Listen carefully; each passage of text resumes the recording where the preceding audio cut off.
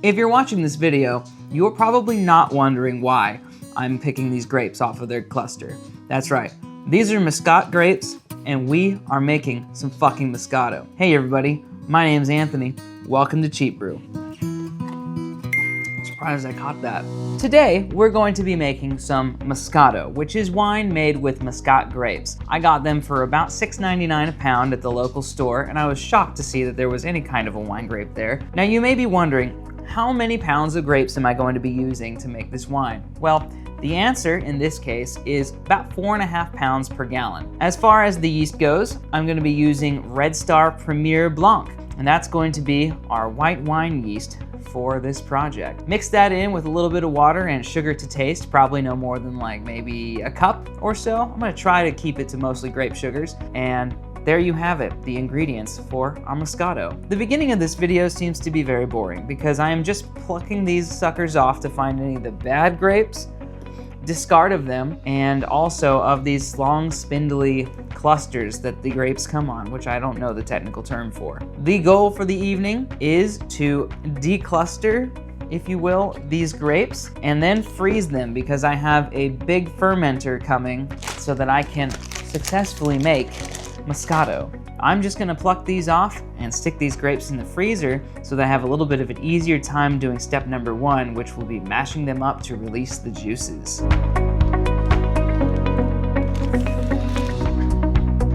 So my new fermenter has finally arrived, so I've started to get some stuff done. Yesterday, I went ahead and put all the grapes into the fermenter and smashed them up real good. I also added in 1 cup of sugar for a little bit of sweetness. Also, supposedly that helps draw the sugars out of the grapes. I also added in about a half gallon of water to achieve the 1 gallon level in our fermenter, actually just past a gallon, because eventually I'm going to take the skins out. Also, to kill any wild yeast or anything like that, I added 1 Camden tablet and also about a half teaspoon of pectic enzyme, just in case there is a high amount of pectin in the grapes. Fast forward one day, and now it is time to pitch the yeast. But before we do, I want to know exactly how much sugar is in the wine must so I can get an idea of what our potential alcohol by volume is. So that's what I'm going to start with, and I'm going to end the evening with pitching some wine yeast.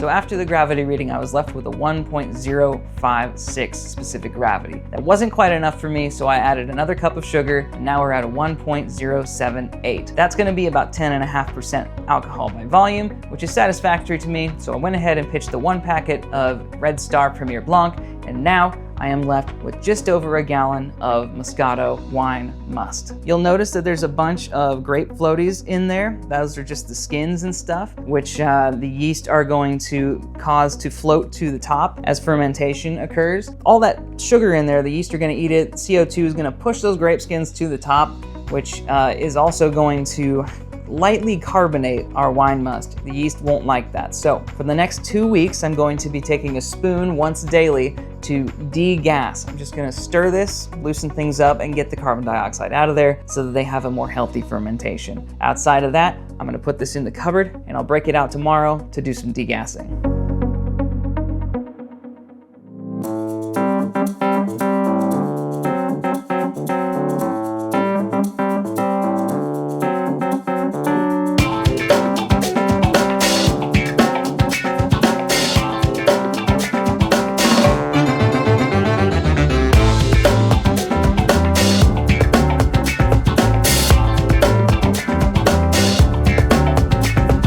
It's been 7 days since we started fermenting our Moscato wine. So to keep things moving along, I went ahead and removed the skins from the fermenter today and squeezed out all the extra juice and racked into a new fermenter where we're going to finish our primary fermentation without the added help of all the tannins from those grape skins. Those look like this, which is a similar look to the innards of a dead person that have been stored in formaldehyde for quite some time. They don't smell that bad though.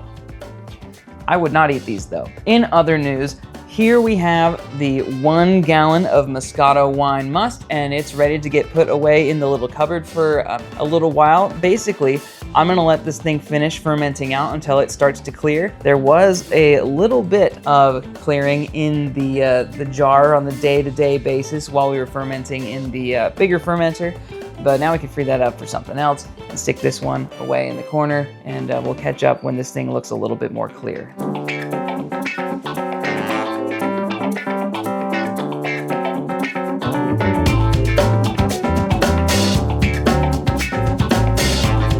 Disgusting.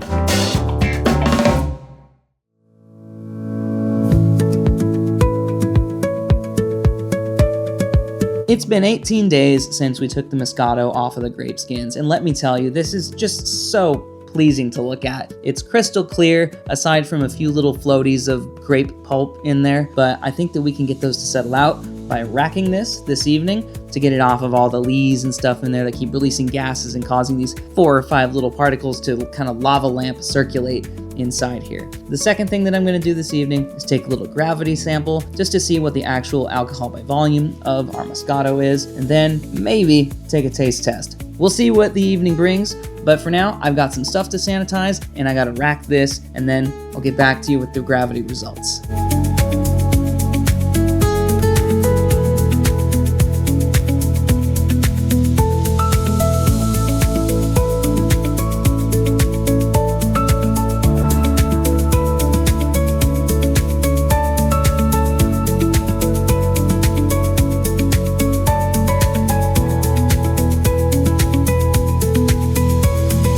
Well, that went mostly well. I was able to get most of the Moscato from one fermenter to the next without spilling it, but I did end up having the hose slip out at the very end of the racking there. Thankfully, caught it on camera, because you always want to catch your failures on camera. Anyways, the little floaties I was talking about earlier in the wine there, those have already started settling to the bottom of the jar. So I don't think it's going to take a ton of time for this thing to finish clearing up in secondary here. I think we'll be bottling it probably later this month, if not, at the latest, probably sometime next month. It's pretty much ready to go. Speaking of ready to go, it is totally done fermenting, and we can prove that by that gravity reading that we took, 0.995, dry as a bone. We're looking at 10.89% alcohol by volume, which is solid. It's exactly where I wanted to be. To round out the evening, we're gonna do a little taste test. When I smell this, I do get a lot of sulfur, and I'm curious if that will be in the taste as well. I got a lot of hits of sulfur when it was fermenting, and I also got the same kind of thing when I was making a hard cider, so I'm not sure. That didn't translate to the hard cider, so we shall see. In addition to the little bits of sulfur there, you can tell that this used to be a Muscat grape. It's got that kind of signature, I don't know how to describe it. It's kind of like a fruity kind of thing, but now that the sugar's gone, it's just kind of like I don't want to use the word pungent, because that's not quite right, but it's got a thick, not sweet, fruity smell. God, I'm really good at this describing thing. Let's dive into the taste.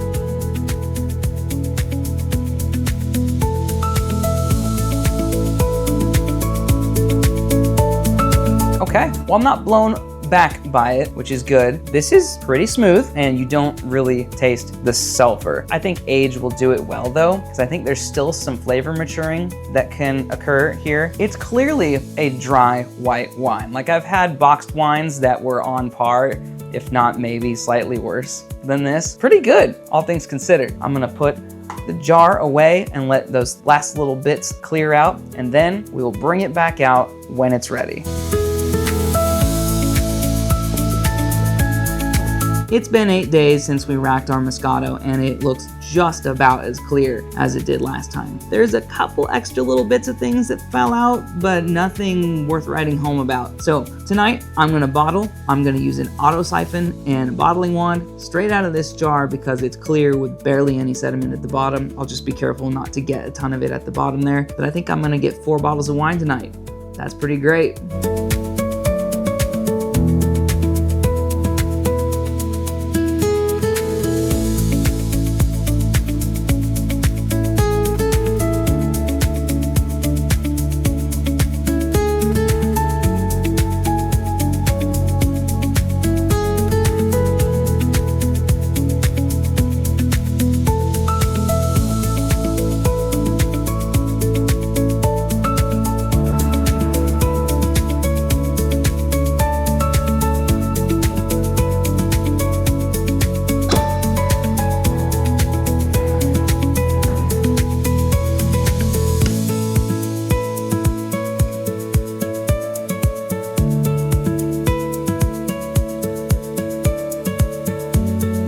just like that, we've got one 375 milliliter bottle and three 750 milliliter bottles of Moscato. Technically, we have four 750 milliliter bottles of Moscato, but this one had a lot of sediment in it, or relatively higher amount of sediment, so I decided that I'll just hang on to that one and sip it over the next few days. But overall, I mean, look at how beautiful this bottle is. And the packaging, gold, gold, gold, like it's straight out of Trump's bathroom. Anyways, this was one heck of a fun project. I think the grapes in total were like $7 a pound, and it worked out to be after tax like $36, $35 or something out the door. But I mean, for a simple wine, this was really, really fun and easy, and the results are pretty reasonably good. Before you go, don't forget to like, comment, and subscribe. In the comments, let me know what you like your Moscato to be like. Do you like it sweet? Do you like it dry? I've got a different idea because Moscato is generally a sweeter wine. I kind of want to try to make that version of it because I like sweet wines. But I want to do it the way that the Moscato gods do it, you know, where they stop the fermentation. Usually it ends up being about 4 to 6%, somewhere in there from what I could find. But anyways, that's a different video. Thanks for watching this video, and remember, drink more homebrew.